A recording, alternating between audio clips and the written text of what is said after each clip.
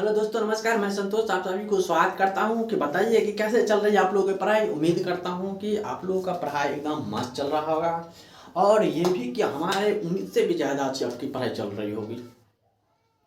तो चलते हैं और आज के क्लास में हम आपको बात करने जा रहे हैं बिहार एक सामान्य परिचय। हम ये सबसे पहले देखते हैं कि बिहार जो है, बिहार का उत्थान कैसे हुआ। तो बिहार का स्थान ये समझने की कोशिश करते हैं कि ये एक प्राचीनतम काल का ही रहा है। बिहार नाम का शब्द का जो है, बिहार से पहले इनका बिहार कहा जाता है। जहाँ पर जो है बौद्ध मतों की अधिकता के कारण इसका नाम क्या पड़ा था, तो बिहार पड़ा था। ये आपको पता है। तो आज की क्लास में हम बिहार के जो भी पहले सिलेबस के बारे में समझेंगे कि किस एग्जाम में ज़्यादा इंपॉर्टेंट होते हैं बिहार इस पेपर। साथ में आपको ये ज़रूर बता देता हूँ कि बिहार में जितने भी एग्जाम होते हैं, क्या है, बिहार में जितने भी एग्जाम होते हैं सभी एग्जाम के लिए इम्पोर्टेंट है। पहला आप देखें, अगर मानते हैं तो आपका यहाँ पर देखें कि बीपीएससी, ठीक है, बीपीएससी हो सकता है। उसके बाद आता है आपका बिहार पुलिस है। उसके बाद देखेंगे हमारा बिहार ऐसा है। और इस तरह से कई भी एग्जाम आते हैं, बिहार एसएससी होते हैं, जो भी एग्जाम होते हैं सभी एग्जाम के लिए बिहार स्पेशल हमारे बहुत ज़्यादा इंपॉर्टेंट होते हैं। तो सबसे आज के क्लास में जो भी होंगे उसमें आपको जितने टॉपिक होंगे टॉपिक समझाएंगे। उसके बाद के टॉपिक वाइज हम क्या करेंगे, तो कवर करेंगे हम। तो सबसे क्लास में आपको आज के क्लास में सबसे पहले हम यहाँ पर सिलेबस पर बात करेंगे। क्या करेंगे, हमारा सिलेबस क्या होगा। तो सिलेबस जो होता है हमारा बिहार स्पेशल में केवल 4 इसमें जो टॉपिक आते हैं वो समझाने की कोशिश करेंगे। तो यहाँ पर सबसे पहले आप देखेंगे हमारा क्या आ जाएगा, तो हमारा आ जाएगा हिस्ट्री आ जाएगा। क्या आ जाएगा, हिस्ट्री आ जाएगा। दूसरा क्या आ जाएगा आपका, ज्योग्राफी हो जाएगा। दूसरा ज्योग्राफी आ जाएगा। तीसरा जो आ जाएगा आपका पॉलिटी आ जाएगा। और चौथा हमारा जो होता है इकोनॉमिक्स होता है। मतलब कि यहाँ पर जो 4 सब्जेक्ट है, मान लेते हैं कि हमारा जो आ जाएगा इतिहास आ जाएगा। इतिहास के बाद जो आपका है भूगोल आ जाएगा। और भूगोल के बाद जो आपका यहाँ पर देखेंगे कि राज्य व्यवस्था, राज्य व्यवस्था आ जाएगा। उसके बाद यहाँ पर जो आ जाएगा आपका अर्थव्यवस्था आ जाएगा। तो हमें क्या होता है कि आपका जो टॉपिक है ये 4 टॉपिक उसमें आते हैं, ठीक है, बिहार स्पेशल में। उसके अलावा कोई नहीं आता है। उसमें जो दूसरे सब्जेक्ट को देखेंगे वो आते हैं, ये 4 टॉपिक आते हैं। तो सबसे पहले हमें इसको विस्तार समझेंगे। इसका टॉपिक जो है उसका चैप्टर वाइज, ये चैप्टर दिए गए 4 चैप्टर होते हैं। उसके बाद टॉपिक वाइज करेंगे कि इतिहास में जो हमारा हिस्ट्री आएगा, हिस्ट्री में कौन कौन से टॉपिक आते हैं और हमारा कौन सी ज़्यादा इंपॉर्टेंट होते हैं, ये बात करने जा रहे हैं हम। तो सबसे पहले हम आपको बता रहे हैं कि आपका हिस्ट्री का बात करेंगे। तो यहाँ पर देखेंगे, अब यहाँ पर हमने क्या बताया, सबसे पहला आपका आ जाएगा हिस्ट्री। मान लेते हैं कि इतिहास हो जाएगा। क्या आ जाएगा, इतिहास आ जाएगा। इतिहास का जो आपका होता है वो क्या आता है, हमारा 3 चरण होते हैं। इतिहास में कितने चरण होते हैं, तो आपको 3 चरण पता है। पहला प्राचीन काल होता है, दूसरा मध्यकाल होता है, तीसरा आधुनिक काल होता है। तो सबसे पहले आपका प्राचीन काल की बात करेंगे। क्या जाएगा, प्राचीन काल आ जाएगा। प्राचीन काल में देखेंगे, प्राचीन काल में कुल कितने टॉपिक आते हैं। तो प्राचीन काल में सबसे पहले आते हैं पाषाण काल आते हैं। क्या आ जाएगा, पाषाण काल आ जाएगा। पाषाण काल के बाद क्या आ जाएगा, उसके बाद आ जाएगा वैदिक काल।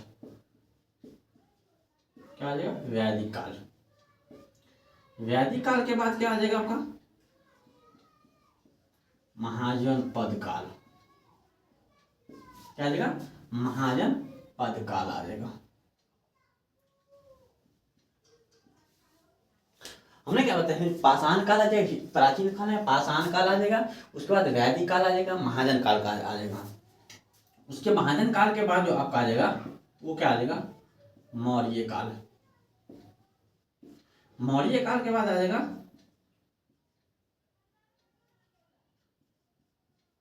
मौर्योत्तर काल आ जाएगा। उसके बाद जो हमारा आ जाएगा इस टॉपिक में आ जाएगा, इसके बाद आगा जो आ जाएगा मौर्य काल आ जाएगा, उसके बाद क्या आ जाएगा मौर्योत्तर काल आ जाएगा, उसके बाद हमारा आ जाएगा गुप्त काल। ठीक है, उसके बाद आपका आ जाएगा गुप्तोत्तर काल आ जाएगा। ठीक है, तो ये आपका क्या है, तो आप समझने की कोशिश, ये हमारा प्राचीन काल। अब हम बात करते हैं मध्यकाल।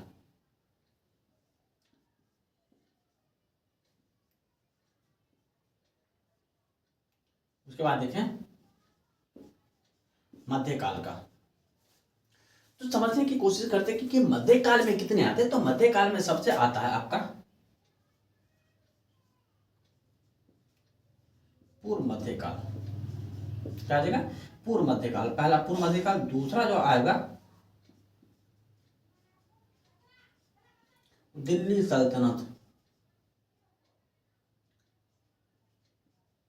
क्या आ जाएगा दिल्ली सल्तनत आ जाएगा आपका।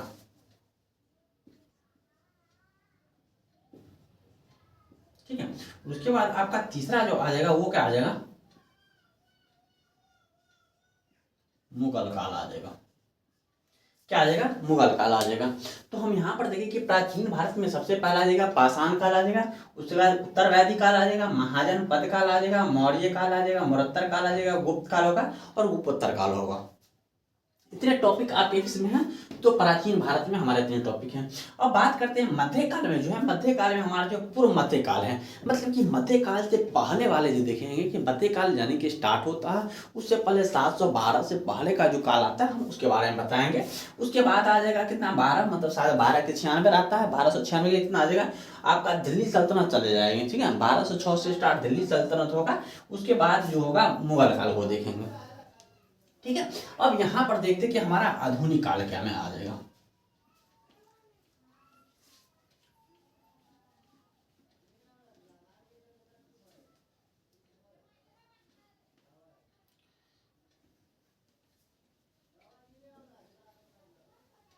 तीसरा जो हमारा काल है, तीसरा कौन सा होगा हमारा आधुनिक काल होगा। इतिहास का जो तीसरा पन्ना है वो क्या आ जाएगा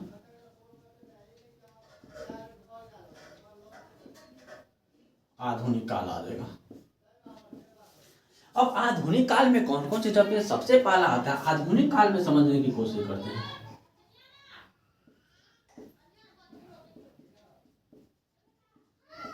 यूरोपियों का बिहार में आगमन, मतलब यूरोपियो जो है पहले बार बिहार में है। उसके बाद दूसरा आ जाएगा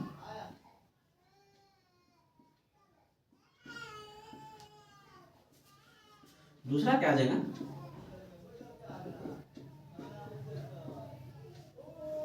ब्रिटिश शासन का बिहार में स्थापना। ब्रिटिश शासन का क्या हो जाएगा, तो ब्रिटिश शासन का हमारा आ जाएगा बिहार में स्थापना। उसके बाद देखेंगे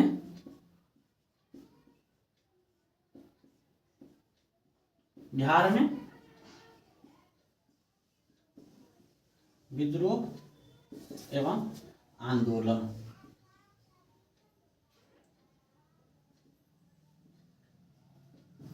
विद्रोह एवं आंदोलन, तो ये हमारे टॉपिक आ जाएंगे। ठीक है, तो विद्रोह और हमारे क्या आ जाएगा हमारे आंदोलन। बिहार में देखेंगे कि कौन कौन से विद्रोह हुए थे और उसके साथ साथ जो है अपने यहाँ के रहने वाले जो व्यक्ति थे, प्रजाति मतलब कि समुदाय के लोग थे, उस तरह किस तरह का उसको अतिक्रमण लगा और उसके कारण अंग्रेज ने उस पर किस तरह से अत्याचार कर रहे थे, जिसके कारण उन्होंने विद्रोह किया, उसके बाद आंदोलन किया।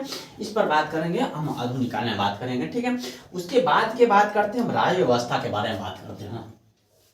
ठीक है, हिस्ट्री का आपको इतिहास का समझ में आ गया। उसके बाद हम ज्योग्राफी का आ जाएगा, ज्योग्राफी का पूरे टॉपिक पहले सिलेबस को हम कवर करवा देंगे।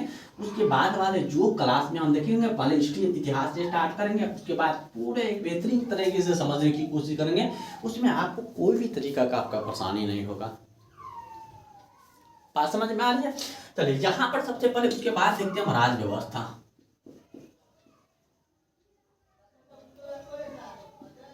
क्या आ जाएगा राज व्यवस्था। तो राज व्यवस्था में जो आपका आता है सबसे पहला आता है राज व्यवस्था में क्या आता है, तो तो बिहार जो है एक राज्य के रूप में स्थापना, राज्य व्यवस्था में आता है क्या है, बिहार एक राज्य के रूप में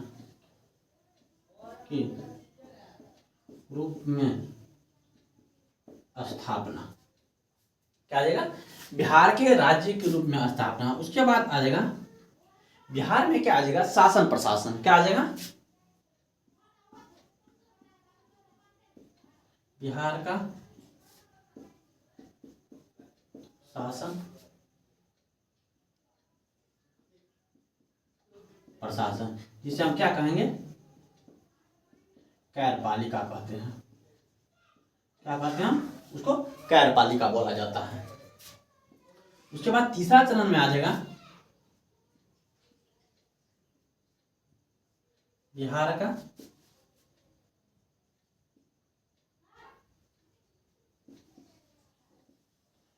विधायिका। उसके बाद आ जाएगा बिहार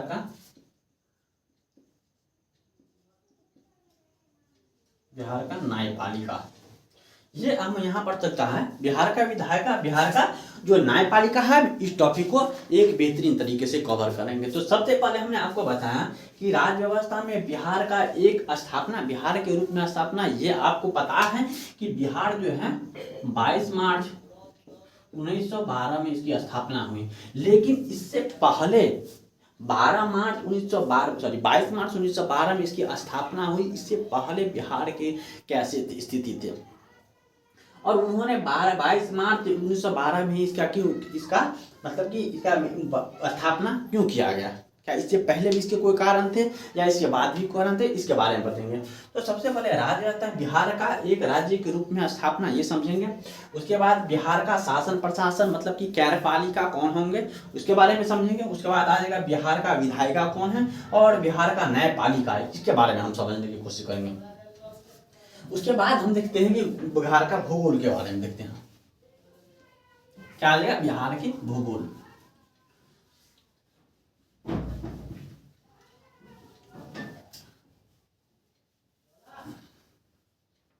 यहां पर देखते हैं भूगोल के ज्योग्राफी। ज्योग्राफी में सबसे पहले क्या आता है, भूकार्विक संरचना। मान लेते हैं कि पृथ्वी है, पृथ्वी के अंदर के जो संरचना बनाया गया है, हम उसके बारे में पहले बात करेंगे। उसके बाद में जो उच्चावत जहाँ की पहाड़ है, पठार है, मैदान है, इस सब के बारे में बात करेंगे। तो पहला जो आता है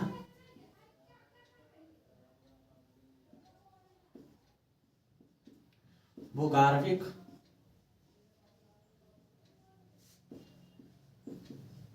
संरचना, ठीक है। दूसरा देखेंगे उच्चावच। उच्चावच मतलब होता है कि जहाँ कहीं पठार है, कहीं पर पहाड़ है, कहीं पर मैदान है, कहीं पर समतल है, इसके बारे में हम बात करेंगे। उसके बाद तीसरा जो आ जाएगा अपवाह तंत्र। अपवाह तंत्र, अपवाह तंत्र का मतलब ये होता है कि आप जैसे देखिए नदियां हो सकती हैं, या तो छोटे बड़े नदियां हो सकती हैं, इसके बारे में हम बात करेंगे। उसके बाद क्या आ जाएगा हमारा, उसके बाद आता है कृषि। क्या आ जाएगा, कृषि एवं उद्योग, कृषि एवं वाणिज्य, वाणिज्यक, ठीक है। उसके बाद हमारा क्या आ जाएगा, उसके बाद आ जाएगा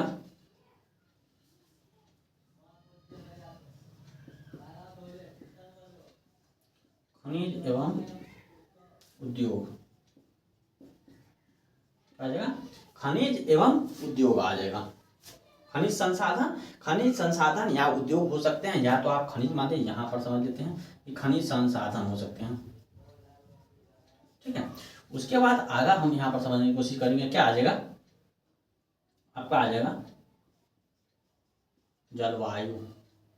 हम ये भी समझेंगे कि बिहार की जलवायु कैसी जलवायु, कौन सी जलवायु है, कौन सी काल में ठंड ऋतु आते हैं, कौन से काल में ग्रीष्म ऋतु आते हैं, इसके बारे में बात करके उसके बाद आगे देखेंगे हम।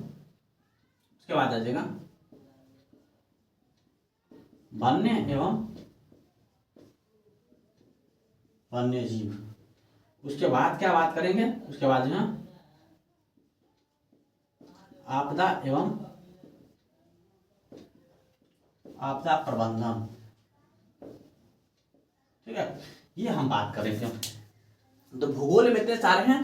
पहले बात करेंगे भूगर्भीय संरचना है कि पृथ्वी जो है, पृथ्वी के अंदर में कैसे, तो बिहार के बारे में बात करेंगे, ठीक है, कि कौन कौन से चीज मतलब बिहार में पाए जाते हैं। उसके बाद हम बात करेंगे कि उच्चवाद जहाँ पर पठार पहाड़ मैदान होते हैं इसके बारे में। अपवाह तंत्र होते हैं, नदी के बारे में बात करेंगे। कृषि और वाणिज्य की, यहाँ के कृषि कैसे हैं, इसकी कौन कौन सी फसल उगाए जाते हैं, कौन सी फसल कितना महत्व है, इसके बारे में बात करेंगे। यहाँ पर खनिज संसाधन जो आप देखेंगे बिहार में कौन कौन सी खनिज पाए जाते हैं और सबसे ज़्यादा पाए जाने वाली खनिज है, कब से कम पाए जाने वाली खनिज क्या है, और उसके बाद उसके कार्य उद्योग क्या है, इसके बारे में। उसके बाद जलवायु पढ़ेंगे कि बिहार की जलवायु कैसे हैं, किस तरह प्रभावित करते हैं, हम इस तरह की बात करेंगे। उसके बाद यहाँ के वन हैं, इसमें कितने % वन है, उसमें वन जीव के क्या संरक्षण दिया गया है, क्या उसके लिए सुरक्षा है, इसके बारे में बताएं। उसके बाद आपदा, बिहार में बाढ़ के ग्रसित होते हैं, ये तो आपको पता है कि बिहार के बाढ़ के प्रभावित होने वाले सबसे जो नदी है वो हमारा क्या बात है, कोसी नदी है, जिसके कारण बाढ़ काफी जो है इसकी क्षति होती है। किस कारण, तो कोसी नदी के कारण होती है, ठीक है। तो हमने ये भूगोल में पढ़ेंगे। उसके बाद हम आते हैं अर्थव्यवस्था में। किस में आएंगे, अर्थव्यवस्था की बात करेंगे।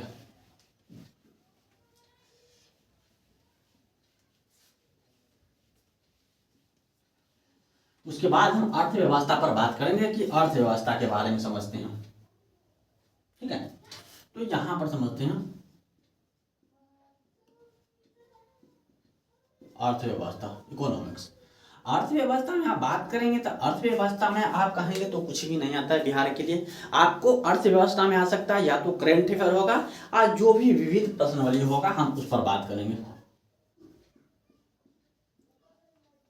विविध आ सकता है और या तो दूसरा आ सकता है करंट अफेयर।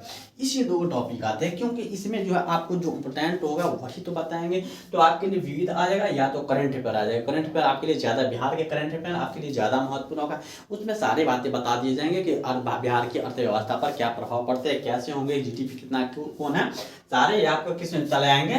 तो ये अर्थव्यवस्था में और बिहार करंट अफेयर के बारे में इसमें जो आपका आ जाएगा। बात क्लियर है। तो हम आज पहले पढ़ते हैं कि बिहार एक सामान्य परिचय, बिहार की स्थापना कैसी हुई थी, आज के बारे में हम पढ़ेंगे। तो हमने आपको बताया कि बिहार, यहाँ पर जो है समझने की कोशिश करते हैं कि बिहार जो है, आपको पता है कि बिहार जो है बौद्ध मतों की अधिकता के कारण है। यहाँ पर जो है बहुत दूर दूर से क्या कहते हैं, इसका सबसे प्रथम विश्वविद्यालय नालंदा विश्वविद्यालय है। उसमें बहुत दूर दूर से जो क्या करते थे, व्यक्ति सब आया करते और यहाँ पर जो है बौद्ध मत के रूप में अधिकता के यहाँ पर रहा करते थे। और इसी के कारण धीरे धीरे क्या हो गया, बढ़ते गया, जिसके कारण इसका नाम से बिहार पड़ गया, ठीक है। तो आज हम बात करने जा रहे हैं बिहार का एक सामान्य परिचय, यहां पर समझने की कोशिश करते हैं।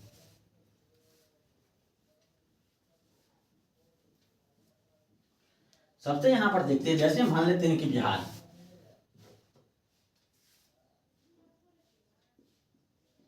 अब कहा बिहार हमारा, ये हमारा बिहार है।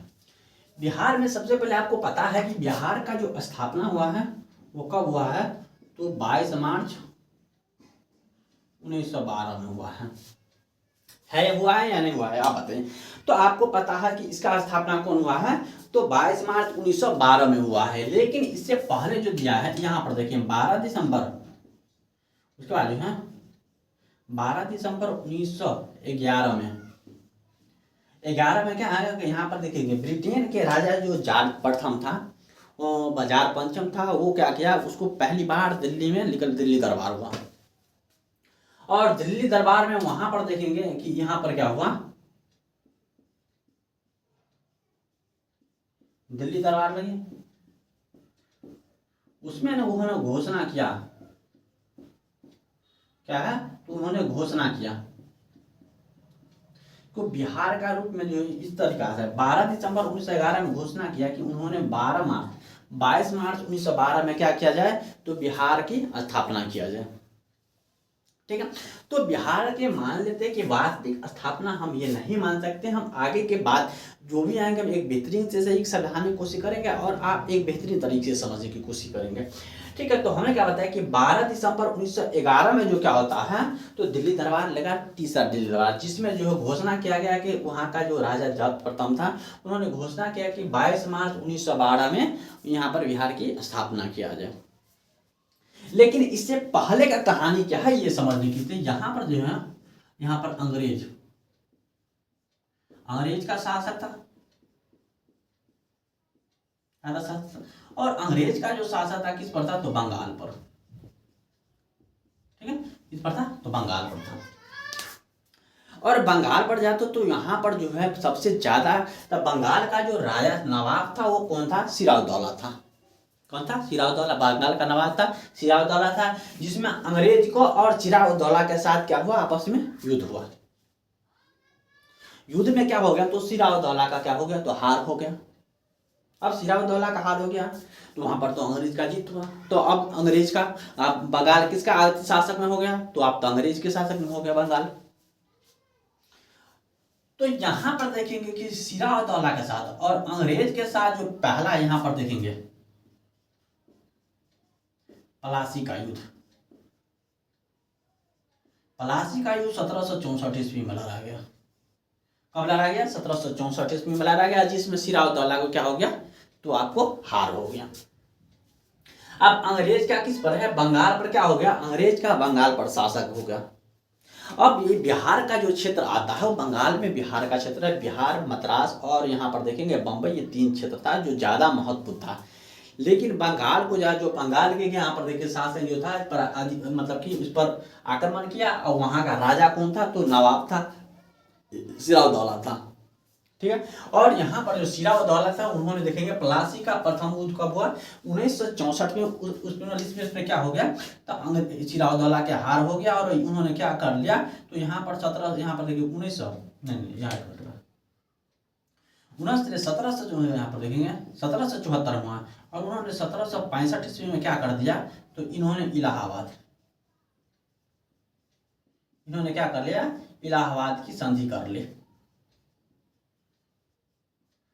अब यहाँ ने सिराजउद्दौला क्या कर लिया, 1775 में क्या कर लिया, तो उन्होंने इलाहाबाद के संधि कर ली। ठीक है, ताकि अब अंग्रेज का जो भी है वो सिराजउद्दौला के साथ रहेगा और वहां पर शासक कौन करेगा, तो अंग्रेज के हाथों में चला गया। अब यहाँ पर देखेंगे कि बिहार के जो अपना कैद जो शुरू करता है वो कब से शुरू करता है। मान लेते हैं कि यहाँ पर दिल्ली दरबार लगा और घोषणा किया कि 22 मार्च 1900 बिहार को रूप में स्थापना की जाए। लेकिन इससे पहले हम समझाने की कोशिश करते हैं कि 1 अप्रैल 1900 क्या किया गया, 1912 से बिहार अपना क्या किया, कैद शुरू किया। क्या किया, तो कैद शुरू किया। कब से शुरू किया, 1 अप्रैल 1912 से क्या किया, बिहार अपना कैद शुरू किया। अब यहां समझेंगे कि कैद शुरू किया तो उसके बाद क्या हुआ, तो अब यहां पर देखेंगे बिहार को क्या अपना कैद इससे शुरू हुआ। तो बिहार के साथ साथ तब तक कौन कौन से थे, बिहार था, ओडिशा और झारखंड, ये तीनों आपस में सम्मिलित था। कब, तो यहाँ पर देखेंगे 22 मार्च 1912 में। बात समझ में आ रही है आप लोगों को या नहीं आ रही है, ये भी बताते जाइए कि आप लोग, हाँ सर हमें समझ में आ रहा है या नहीं आ रहा है, तो आप लोग बोले भी नहीं करते हैं।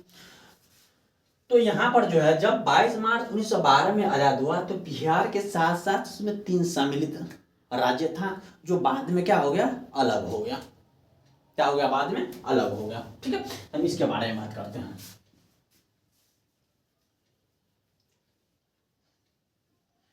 जब मुझे पता चला कि यहाँ पर दिखा रहा है, हमने क्या बताया कि दिल्ली दरबार लगा, तो उस समय के बाद बताते हैं कि बिहार रखेंगे। उन्होंने अपना कार्य कब शुरू किया, बिहार अपना कार्य कब शुरू किया, तो आपको पता है कि बिहार जो अपना कार्य शुरू किया 1 अप्रैल 1912 में।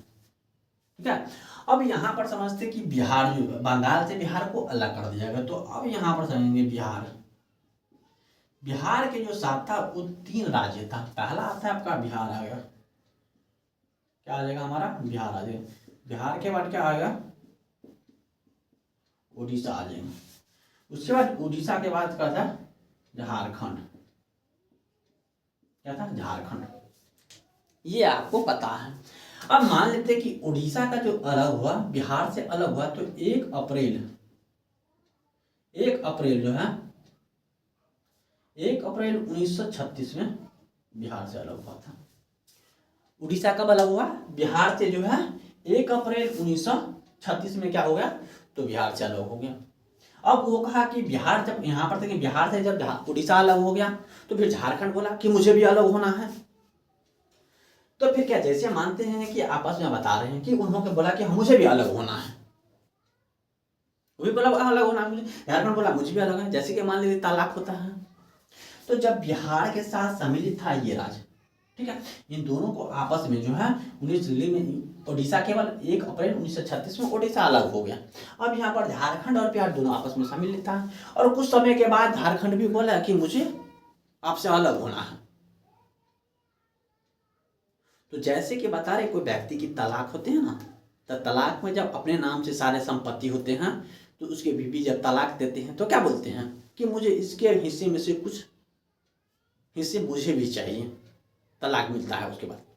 इसी तरह उन्होंने क्या किया, उड़ीसा से झारखंड अलग हुआ, और झारखंड जो अलग हुआ, बिहार का जो है उन्होंने क्या परसेंट, 46% हिस्सा लेकर क्या हो गया, तो झारखंड आपका अलग हो गया। कितना है, 46% हिस्सा लेकर बिहार से कौन हो गया, झारखंड फिर अलग हो गया। और ये अलग कब हुआ, ये समझने की कोशिश करते हैं। तो यहाँ पर जो है 15 नवंबर 2000 में झारखंड कब अलग हुआ, 15 नवंबर 2000 में झारखंड भी अलग हो गया। उन्होंने कितना % हिस्सा लेकर, 46%, बिहार से 46% हिस्सा लेकर वो फिर अलग हो गया। तो बिहार बोला कोई बात नहीं, आपको हमारे पास अगर 100% है, 100% में अगर 46% आपको चाहिए तो आप ले लीजिए और आप अलग हो जाइए। तो बिहार क्या किया, झारखंड अपना 46% हिस्सा लेकर क्या किया, तो यहाँ पर जो है झारखंड जो है कितना % हिस्सा लिया था, 46% हिस्सा लेकर झारखंड क्या हो गया, तो 15 नवंबर 2000 में क्या हो गया, अलग हो गया। बात क्लियर है या नहीं है, ये बता दीजिए आप लोग। तो वास्तविक स्थापक हम बिहार को जो मानेंगे कि बिहार और झारखंड एक साथ सम्मिलित था तब तक, तो इन दोनों, जब अगर बिहार 15 नवंबर 2000 में अलग हुआ, तो बिहार का वास्तविक स्थापक क्या माना जाएगा, इसका माना जाएगा 15 नवंबर 2000 ही माना जाएगा। इससे पहले अगर मानते हैं कि अब वो पता है कि आपका अगर बिहार जो है 22 मार्च 1912 में, जो अगर मानते हैं कि 22 मार्च 1912 ये बिहार का है, लेकिन इस बिहार में 22 मार्च 1912 में जो था, इसमें 3 राज्य सम्मिलित था। पहला झारखंड, मान लेते हैं बिहार, उड़ीसा और झारखंड तीनों आपस में सम्मिलित था, तो यहाँ पर 22 मार्च 1912 माना जाता है। लेकिन जब बिहार से उड़ीसा और झारखंड दो अलग अलग राज्य बन गया, और कब बना ये भी बताए, 1 अप्रैल 1936 में अपना उड़ीसा अलग राज्य बन गया। उसके बाद यहाँ पर समझने की कोशिश करेंगे, उसके बाद झारखंड जो है बिहार से 46% हिस्सा लेकर 15 नवंबर 2000 में अलग हो गया।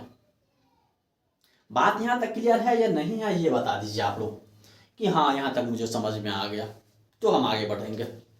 बताइए यहाँ तक आप सभी को समझ में आ गया है या नहीं आया, ये बताइए आप लोग। तो ठीक है, आगे बढ़ते हैं। आप लोगों को समझ में आ रही है, यही हमारे लिए बहुत उम्मीद है। लेकिन आप लोग से एक ही रिक्वेस्ट है कि आप लोग को वीडियो अच्छी लगती है तो आप लोग लाइक सब्सक्राइब जरूर कीजिए, और साथ में अपने आगे भी शेयर करते रहिए।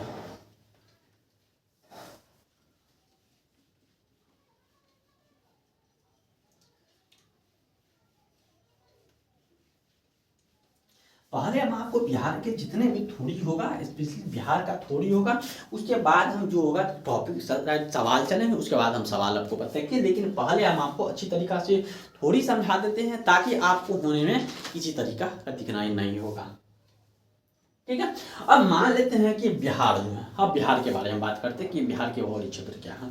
तो सबसे पहले हम ये जानने की कोशिश करते हैं कि ये हम बिहार हैं, क्या है, बिहार है। बिहार में बात करते हैं कि अगर यहाँ समझने की कोशिश करते हैं, ये जो है आपका वर्ल्ड है। अब यहाँ पर समझने का, ये और ये हम 2 राज्य मान लिए। ये हमारा क्या आ जाएगा, तो ये आपका विषुवत रेखा आ जाएगा। क्या आ जाएगा, विषुवत रेखा। क्या आ जाएगा, विषुवत रेखा। और इसी रेखा को हम क्या मान सकते हैं, अक्षांश भी मान सकते हैं, अक्षांशीय रेखा। ये वाला जो आपका आ जाएगा, ये क्या आ जाएगा, देशांतर रेखा। क्या आ जाएगा, देशांतर रेखा। और हमारा जो बिहार है, ये हमारा क्या है, इसी में जो हमारा जो बिहार समझने की कोशिश करेंगे, ये हमारा जो है भारत है, इसमें हमारा बिहार है। और ये वाला किस हिस्सा में पड़ता है, तो ये वाला जो पड़ता है आपका, ये समझ लीजिए, ये वाला आपका नॉर्थ आ जाएगा, ये आपका साउथ आ जाएगा, ये ईस्ट आ जाएगा, और ये वाला वेस्ट आ जाएगा। बात समझ रहे हैं। तो ये हमारा जो आता है, समझने की कोशिश करते हैं कि अगर वाला ये वाला हिस्सा जो आता है, ये वाला हिस्सा समझने की कोशिश करते हैं। अगर ये हमारा वर्ल्ड है, अगर ये वाला हिस्सा क्या आ जाएगा, उत्तरी गोलार्ध आ जाएगा। क्या आ जाएगा, उत्तरी गोलार्ध आ जाएगा। ये वाला क्या आ जाएगा, दक्षिणी गोलार्ध आ जाएगा। ये वाला दक्षिणी गोलार्ध आ जाएगा। अब यहां पर बात करते हैं, ये है, और ये वाला आपका क्या आ जाएगा, पूर्वी गोलार्ध आ जाएगा। क्या आ जाएगा, पूर्वी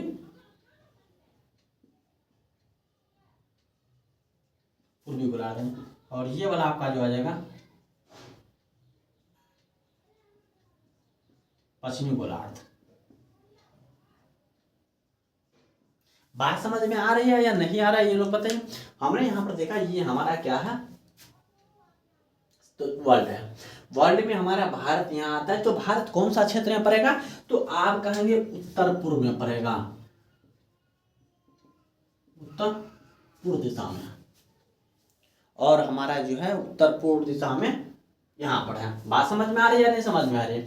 अब यहाँ पर समझने की कोशिश करेंगे कि हमारा भारत कहाँ आता है, तो उत्तर पूर्व दिशा में आता है। और हमने देशांतरीय और आपका क्या बताती है, देशांतरीय रेखा। ये वाला जो हमारा देशांतरीय रेखा, ये वाला हमारा क्या हो जाएगा, तो अक्षांशीय, और उसको आप विषुवत रेखा भी बोल सकते हैं।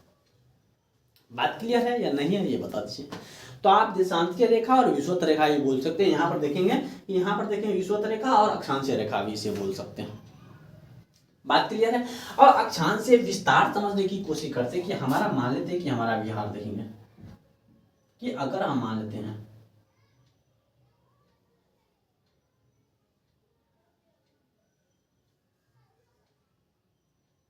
नहीं है,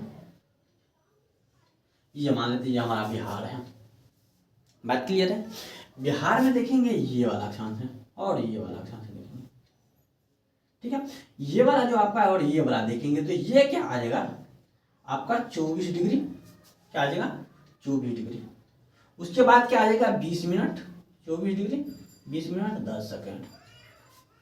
ये वाला जो आ जाएगा, ये किस हिस्सा में आ जाएगा, तो यहाँ पर ये भी वाला जो हिस्सा आता है वो आपका पूर्वी अक्षांश में आता है। पूर्वी अक्षांश का मतलब ये वाला हिस्सा है, पूर्वी अक्षांश में आ जाएगा, इस साइड आ जाएगा। ये देशांतरीय है, लेकिन ये वाला जो आ जाएगा पूर्वी अक्षांश से। हमने बताया कि यहाँ पर समझ हो जाएगा देशांतरीय, तो ये वाला रेखा क्या आता है, तो आपका अक्षांश, और ये वाला रेखा क्या आता है, तो देशांतरीय आता है। बात क्लियर है। तो ये वाला हिस्सा जो आ जाएगा पूर्वी अक्षांश आ जाएगा। यहाँ पर समझ ये वाला कब होगा 27 डिग्री 31 15 आ जाएगा मिनट और सेकंड आ जाएगा। 27 डिग्री 31 मिनट 15 सेकंड आ जाएगा। और ये वाला भी हिस्सा हमारा जो आ जाएगा, ये क्या आ जाएगा, तो पूर्वी अक्षांशी होगा। क्योंकि हमने क्या बताया, ये हमारा जो है ये हमारा अक्षांश होता है, और ये वाला जो आपका होता है वो देशांतरीय होता है। अब ये वाला हिस्सा की अगर बात करेंगे, ये वाला हिस्सा की बात करेंगे, और ये वाला हिस्सा की बात करेंगे, ये वाला हमारा क्या आ जाएगा, तो देशांतरीय होगा। बात क्लियर है या नहीं, ये बता दीजिए। ये वाला क्या होगा, तो आपका देशांतरीय होगा। और ये वाला कितना आ जाएगा 88, उसके बाद आ जाएगा 17:40 आ जाएगा। 88 डिग्री 17 मिनट 40 सेकंड आ जाएगा। और ये वाला जो देखेंगे, ये वाला जो आपका आ जाएगा 83 डिग्री, उसके बाद 83 डिग्री कितना आ जाएगा, 83 डिग्री 19 मिनट, उसके बाद आ जाएगा 50 सेकंड आ जाएगा। 83 डिग्री 19 मिनट 50 सेकंड आ जाएगा। और ये आपका जो क्या आ जाएगा, पूर्वीय देशांतरी होगा। ये भी हमारा आ जाएगा पूर्वीय देशांतरी होगा, पूर्वी देशांतरी। और ये भी हमारा क्या आ जाएगा, पूर्वी देशांतरी होगा। पूर्वी देशांतरी क्यों होगा, तो ये वाला जो अब मान लेते हैं यहाँ है, और ये वाला समझने की कोशिश, ये वाला हिस्सा में हमारा जो भारत आता है, ये वाला हिस्सा में आता है, तो ये वाला में आ जाएगा। अगर ये मान लेते हैं कि ये वाला रेखा है, तो देशांतरी हो जाएगा पूर्वी हिस्सा में है, पूर्वी हिस्सा में है। तो और ये वाला अगर मान लेते हैं, ये वाला जो जाएगा तो अक्षांश आ जाएगा, लेकिन पूर्वी अक्षांश होगा। बात यहाँ तक क्लियर है या नहीं है, यह आप लोग बता दीजिए। यहाँ तक क्या है, तो हमने बोला कि अक्षांशीय विस्तार और देशांतरीय विस्तार हमने समझा दिया है कि ये वाला आपका जो अक्षांशीय विस्तार है, और ये हमारा क्या है, तो बिहार में देशांतरीय विस्तार है। लेकिन अब बात करते हैं बिहार का, जो यहाँ पर देखिए लंबाई और चौड़ाई, तो बिहार का लंबाई 483 किलोमीटर है, क्या आ जाएगा 483, और इसकी जो चौड़ाई होगा वो कितना आ जाएगा 345 किलोमीटर, क्या आ जाएगा चौड़ाई जो होगा, चौड़ाई कितना होगा 483 किलोमीटर है। और यहाँ पर देखेंगे इसका लंबाई, चौड़ाई और लंबाई जो है 345 किलोमीटर होगा। तो बिहार का जो क्षेत्रफल आ जाएगा, बिहार का क्षेत्रफल, तो बिहार का क्षेत्रफल इन दोनों को गुना करेंगे तो कितना आ जाएगा 94,163 किलोमीटर स्क्वायर आ जाएगा। जो संपूर्ण यहाँ पर देखेंगे, जो संपूर्ण भारत का, मतलब संपूर्ण भारत का बिहार का कितना परसेंट है, संपूर्ण भारत का 2.86% है।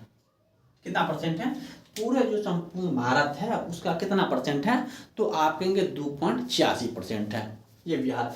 पूरे बिहार मतलब कि भारत के बात करें, पूरे भारत का जो बिहार का जो प्रतिशत दिया गया है वो कितना है 2.86% है। जो कि यहाँ पर देश की दृष्टि से अगर देखते हैं कि इसके, अगर आप मान लेते हैं कि क्षेत्रफल की दृष्टि से देखते हैं कि क्षेत्रफल इसका क्या है, तो हम आपको बताते हैं। अब आप मान लेते हैं कि क्षेत्रफल की दृष्टि से समझने की कोशिश करेंगे।